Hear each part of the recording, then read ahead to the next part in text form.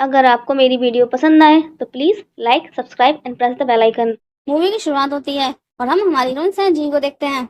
जैसे उसके पेरेंट्स जबरदस्ती उसकी शादी किसी मिस्टर जाओ से करवा रहे होते हैं, मगर संजी मना कर रही होती है और अपने पेरेंट्स से कह रही होती है, पा आप ये क्या कर रहे हैं, मुझे भी शादी नहीं करनी, मुझे कॉलेज जाना है, पढ़ना है। और उसका फादर कहता है, क्या करूँगी कॉलेज जाके, शादी के बाद मिस्टर जाओ तुम्हारी सारी जरूरतें पूरी करेंगे और हमें 5 लाख युआन की गिफ्ट दे रहे हैं, जिसकी मदद से हम एक बड़ा घर ले सकते हैं और उसके बाद तुम्हारे भाई की भी शादी हो जाएगी। और संजी की माँ मिस्टर जाओ को सहारा करती है संजी को ले जाने के लिए, और जैसे ही मिस्टर जाओ अपना हाथ सैंडी की तरफ बढ़ाता है, सैंडी उसका हाथ झटक देती है। और फिर सैंडी अपने फादर से कहती है, मतलब आप लोग मुझे बेच रहे हैं।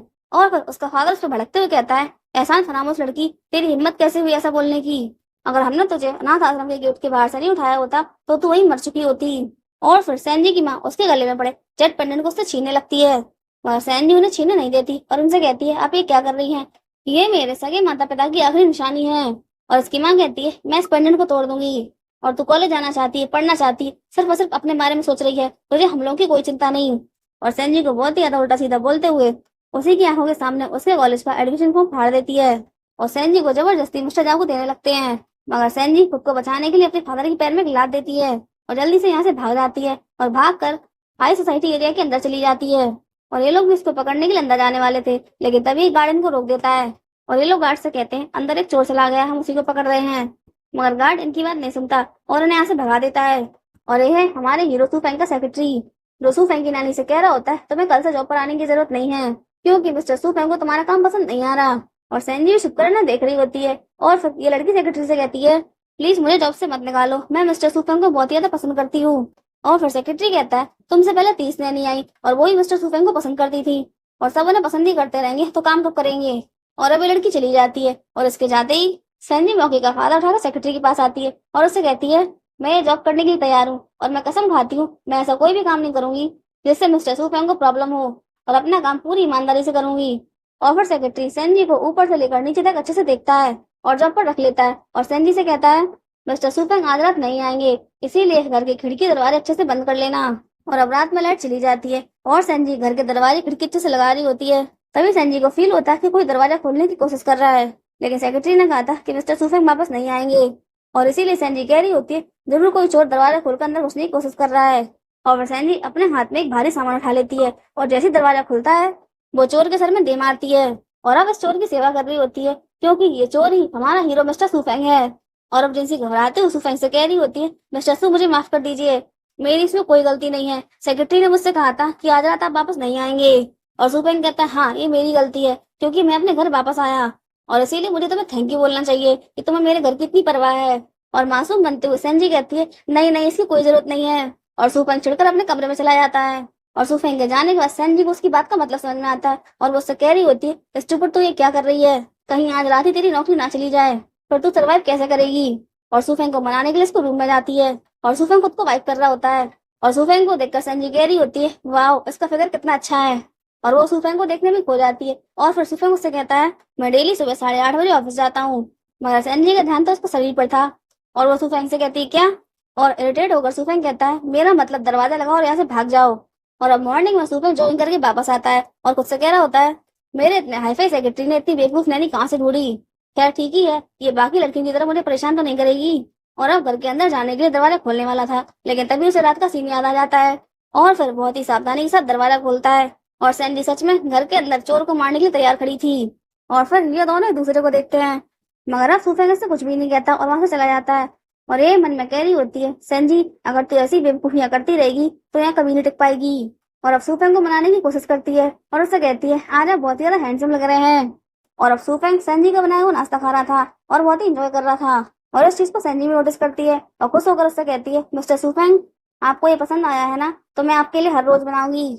और सूफेंग कहता है, किसने कहा कि मुझे ये पसंद आया है, और संजी चिढ़ जाती है और फिर सूफेंग से उसकी चोट को कवर करने के लिए बोलती है, और सूफेंग कहता है, ये तुम कैसे करोगी।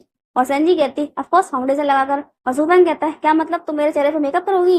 और संजी कहती, हाँ इसमें गलती क्या है। और सूफेंग कहता है, नहीं बिल्कुल भी नहीं, भूल जाओ।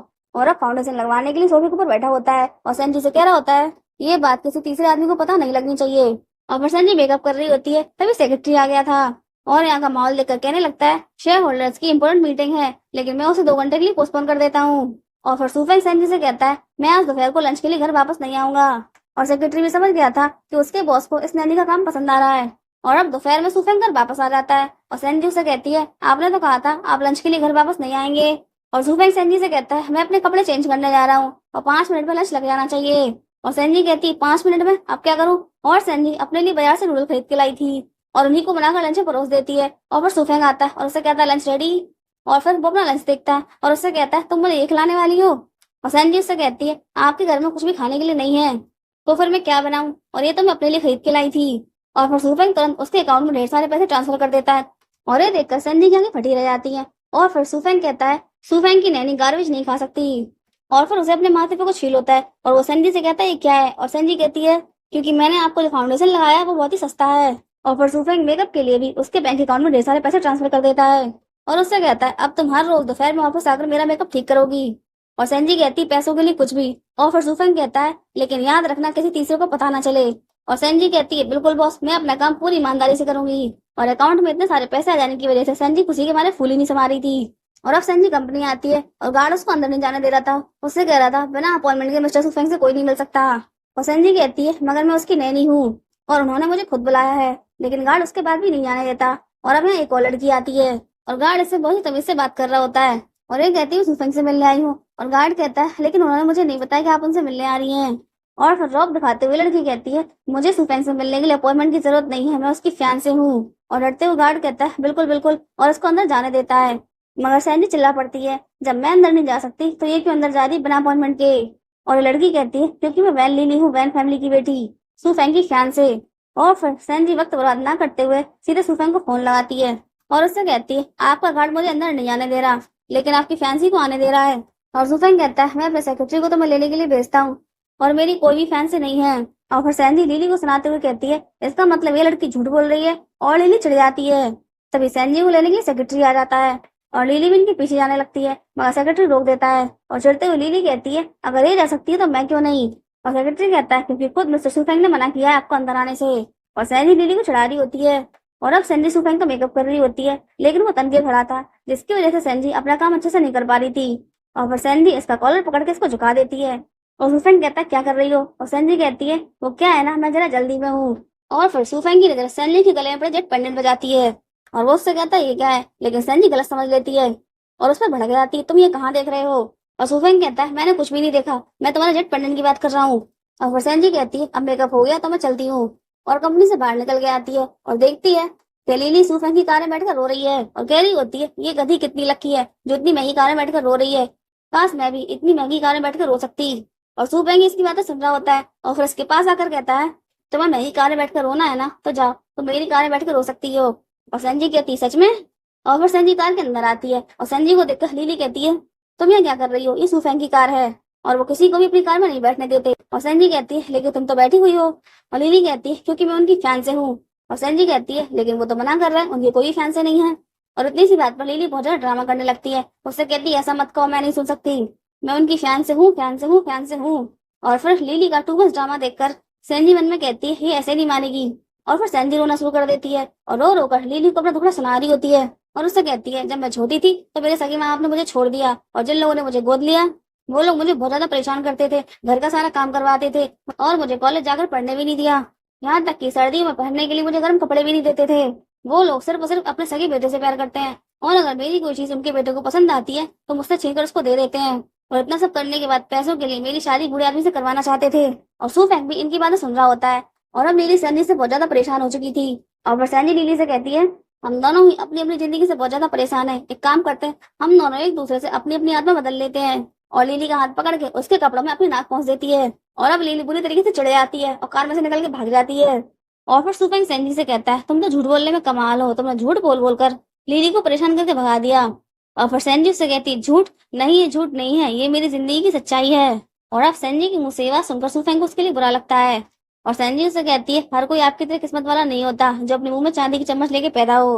और सैनडी ने लिली से सुफेंग का पीछा छुड़वाया था, इसीलिए सुफेंग खुश होकर उसे अपनी कार दे देता है, जिसकी वजह से सैनडी बहुत ही ज्यादा खुश हो जाती है और खुश होकर उससे कह देती है, काश मैं आप जैसे किसी इंसान को डेट कर सकती। और सैनडी की मुंह से ये बात सुनकर सुफेंग को लगता है कि सैनडी उसको ही डेट करना चाहती है। और अब सुफेंग को याद आता है कि उसकी दादी ने उसे बताया था कि उसके फादर की बिल के हिसाब से कंपनी के बच्चे को 10% शेयर शादी के बाद ही उसे मिलेंगे। लेकिन इसमें भी एक कंडीशन है, और वो क्या है ये हमें मूवी में आगे पता चलेगा। और अब सुफेंग सैंडी से कह रहा होता है इस वीकेंड तुम्हें मेरे घर पे डिनर पर मेरे साथ चलना होगा। मगर सैंडी नखरे कर रही होती, जाने से मना कर रही होती है। और फिर सुफेंग कहता है इस काम के लिए मैं तुम्हें 1 लाख युआन दूंगा। और पैसों के लिए सैंडी मान जाती है। और अब सुफेंग अपने घर वालों को फोन करके बता रहा होता है कि मैं एक लड़की को डेट कर रहा हूँ। और उसकी माँ बहुत ही खुश होकर उससे पूछती है आखिर वो लड़की है कौन। और सुफेंग कहता है मेरी नैनी। और ये बात सुनकर सुफेंग की माँ को झटका लग जाता है, और वो सैंडी को डेट करने के लिए मना कर रही होती है। मगर सुफेंग अपनी ही बात पर अड़ा था, जिसके लिए वो उसे बहुत ज्यादा बातें सुना रही होती हैं। मगर सुफेंग फोन कट कर देता है। और अब सुफेंग की नजर सैंडी पर जाती है, जिसे एक लड़का गले लगा रहा होता है। और ये देखकर सुफेंग बड़ा अपसेट हो जाता है। मगर ये लड़का सैंडी का भाई है, जो कि सैंडी को ब्लैकमेल कर रहा होता है कि अगर सैंडी ने उसको पैसे नहीं दिए तो वो अपने माँ बाप को लेकर सैंडी के कॉलेज पहुंच जाएगा उसको इंसल्ट करने के लिए। और बहुत ही ज्यादा सैड होकर सैंडी उससे कहती है अभी मेरे पास पैसे नहीं है, लेकिन जैसे मुझे पहली सैलरी मिलेगी मैं तुम्हें पैसे दे दूंगी। मगर सुफेंग ने सैंडी को गलत समझ लिया था, और उसे बहुत ही ज्यादा गुस्सा आ रहा था। और बहुत ही ज्यादा गुस्से में ऑफिस आता है, जहाँ सैंडी पहले से बैठी हुई थी। और सुफेंग के आने पर वो उसे घड़ी देती है और उससे कहती है आपने मुझे कार गिफ्ट किया ना, इसीलिए ये मेरी तरफ से आपको छोटा सा थैंक यू गिफ्ट है। मगर सुफेंग बहुत ही ज्यादा चढ़ा हुआ था, और इसीलिए वो घड़ी उठाकर फेंक देता है। और चौककर सैंडी कहती है आप ये क्या कर रहे हैं। और सुफेंग कहता है तुम्हारे पहले से एक बॉयफ्रेंड है, उसके बाद ही तुम मुझे डेट करना चाहती हो। और सैंडी कहती है मैंने आपसे कब कहा कि मैं आपको डेट करना चाहती हूँ। और फिर सुफेंग कहता है मुझे नहीं पता था तुम इस तरह के इंसान हो, और मैं तो तुम्हें अपनी फैमिली से भी मिलवाने वाला था। और उसे उसकी फैमिली बैकग्राउंड को लेकर ही बातें सुना रहा होता है। और इसकी वजह से सैंडी यहाँ पे से बाहर हो जाती है और उससे कहती है बस बहुत हो गया, अब मुझे आपकी हेल्प नहीं चाहिए, और ना ही अब मुझे आपके लिए काम करना है। और सुफेंग को अच्छी खासी बातें सुनाकर अपनी नैनी की नेम प्लेट निकालकर उसके ऊपर फेंक देती है और जॉब छोड़कर चली जाती है। और अब सेक्रेटरी आता है और सेक्रेटरी को पूरी बात पता चलती है। और सुफेंग नहीं चाहता था कि सैंडी जॉब छोड़े। और फिर सेक्रेटरी सैंडी को फोन लगाता है और उससे कहता है मिस्टर सुफेंग आज आप घर आने वाले हैं, इसीलिए घर को अच्छे से साफ कर लेना और उनके लिए अच्छा सा डिनर बनाकर तैयार रखना। और सैंडी से कहती है अब मैं ऐसा कुछ भी नहीं करूंगी क्योंकि मैंने जॉब छोड़ दी है। और सेक्रेटरी से कहता है तुम जॉब नहीं छोड़ सकती, अगर तुमने जॉब छोड़ी तो तुम्हें पेनल्टी भरनी पड़ेगी, क्योंकि हमने कॉन्ट्रैक्ट साइन किया है और ये बात कॉन्ट्रैक्ट में साफ साफ लिखी है। और चौककर सैंडी कहती पेनल्टी, कितनी पेनल्टी। और सेक्रेटरी कहता है आज तक हमने तुम्हें जितनी भी सैलरी दी है वो तुम्हें सूद समेत वापस करनी पड़ेगी। और बौखलाकर सैंडी कहती है क्या कहा, क्योंकि सैंडी के पास पैसे नहीं होते। और अब सैंडी अपना सामान अनपैक कर रही होती है और सू फैंग बहुत ही खुश होकर घर आता है और सैंडी को टीज करते हुए कहता है सू फैमिली में आना तो आसान है, लेकिन इससे बाहर निकलना बहुत मुश्किल, और जब मैं अब्रॉड जाऊंगा तो मेरे घर पे अच्छे से नजर रखना। और ऐसी बात सुनकर चिढ़ते हुए सैंडी से कहती है तुम्हारी नजरों में मैं घर पे नजर रखने वाला कोई कुत्ता हूँ। और सू फैंग कहता है मेरा वो मतलब नहीं था, मुझे माफ कर दो, और इसके कंपनसेशन के बदले मैं तुम्हारी सैलरी डबल कर देता हूँ, ओके। और अब मन में सैंडी कह रही होती है छोड़ो, इस वक्त पैसे ज्यादा जरूरी है।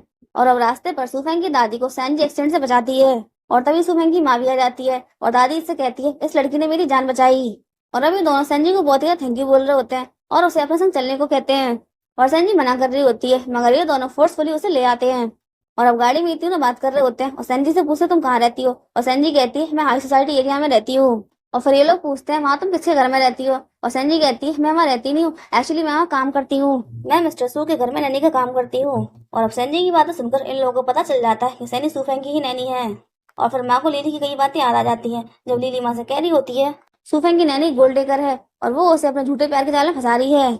और अब माँ का रवैया सैंजी के लिए बिल्कुल बदल जाता है और वो सैंजी को ताना मारते हुए कह रही होती है आजकल कुछ नैनी ऐसी होती हैं जो पहले काम के बहाने लोगों के घर में घुसती हैं और फिर घर के मर्दों को सब्यूज करने की कोशिश करती हैं। मगर दादी सैंजी की साइड ले रही होती है और कहती है नहीं, ये बच्ची बिल्कुल भी ऐसी नहीं होगी, ये तो बहुत ही प्यारी है और इसने मेरी जान बचाई है। और अभी लोग घर आ जाते हैं और सुफेंग की माँ कहती है आप लोग अंदर जाओ, मुझे जरूरी फोन कॉल करना है। और फिर वो सुफेंग को फोन लगाती है और उससे कहती है बताओ तुम्हारी नैनी की प्रोग्रेस कहाँ तक पहुंची। और सुफेंग कहता है कहीं भी नहीं, हम दोनों के बीच गलतफहमी हो गई है। और ये बात सुनकर माँ खुश हो जाती है और कहती है छोड़ो, ये लोग ऐसे ही होते हैं, मैंने तुम्हारे लिए एक बहुत ही ज्यादा रिच और खूबसूरत ब्लेंडेड अरेंज किया है। और माँ के कहने पर सुफेंग ब्लेंडेड के लिए रेडी हो जाता है और अब सुफेंग ब्लेंडेड के लिए आता है और ये दोनों एक दूसरे को अपने बारे में बता रहे होते हैं। और फिर ये लड़की डायरेक्टली सुफेंग से पूछ लेती है जब तुम शादी करोगे तो अपनी वाइफ को प्रॉपर्टी में से कितना हिस्सा दोगे। और सुफेंग कहता है मैं अपनी आधी प्रॉपर्टी अपनी वाइफ के नाम कर दूंगा। और ये बात सुनकर ये लड़की जल्दी से सुफेंग के बगल में आकर बैठ जाती है और सुफेंग से बहुत ही चिपक रही होती है, लेकिन सुफेंग इसको साफ साफ मना कर देता है मैं तुम में इंटरेस्टेड नहीं हूँ, और इतना बोलकर यहाँ से चला जाता है। और अब सुफेंग को उसकी माँ का फोन आता है और वो कह रही होती है क्या उस लड़की ने तुमको पसंद किया। और सुफेंग कहता है हाँ, उसने मुझे पसंद किया, लेकिन मुझे वो लड़की पसंद नहीं है। और अब दादी माँ भी आ जाती है क्योंकि दादी माँ को सैंडी बहुत ज्यादा पसंद है, इसीलिए दादी माँ उसे डांट रही होती है कि तुम इतनी अच्छी लड़की को छोड़कर किसी और के डेट पर कैसे जा सकते हो। और माँ कह रही होती है उस लड़की में ऐसी क्या कमी है जो वो तुम्हें पसंद नहीं आई। और ये दोनों ही उसका सर खा रही होती है और फिर सुफेंग इरिटेट होकर फोन कट कर देता है। मूवी पार्ट 2 के लिए subscribe my channel and thanks for watching.